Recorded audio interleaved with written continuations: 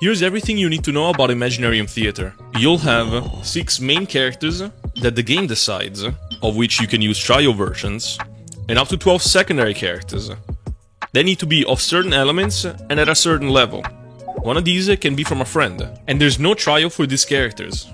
Then there's the special guest stars, which are 4 characters chosen by the game, once again, with no trial. They can bypass the element of restriction, so I might as well put them in there, right? And all this was the requirement to play Imaginarium Theater's last stage at the highest difficulty. Like, you can't even play it if you don't have 12 characters in your alternate cast. On the bright side though, if you actually manage to get in, you're basically set, because Imaginarium Theater looks to be a very simple mode to clear.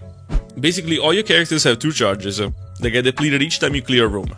Characters come in, characters go out, based on events that will happen throughout the run itself. And the way to win the mode boils down to killing enemies with what you're given, because you need to reach a certain amount of points.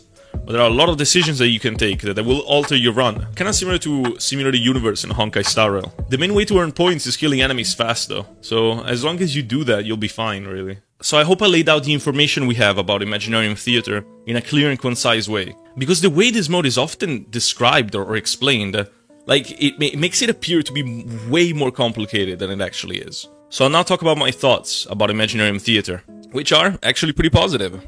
I think it looks really nice, and I also think it'll be better than Spiral Abyss. I think the difficulty being too easy is getting very much overblown in the community, and is in my opinion exactly what they should be doing, so they can then increase the difficulty based on the performance of the players later on. You know how at the start of the game Spiral Abyss was a lot easier? Yeah, I know that better units came out later, but it still was also to understand, like, what's the player level, to then increase the difficulty. If the mode was too hard, then too many people would just get frustrated that they can't get the rewards, and they'd just be left with a negative experience of it. So it's kind of like the safer option. Obviously, it would be better if it was like a middle difficulty, but going easy is definitely the safer option here. I will say though, the barrier of entry looks very difficult to achieve. And it's very odd, because it ends up locking casual players out of this very casual mode at the end of the day. So I don't know what was the idea there, but one thing's for sure.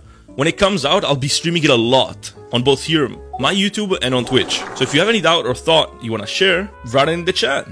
Or write a comment on this video. I read all comments. And I'll see you guys next time.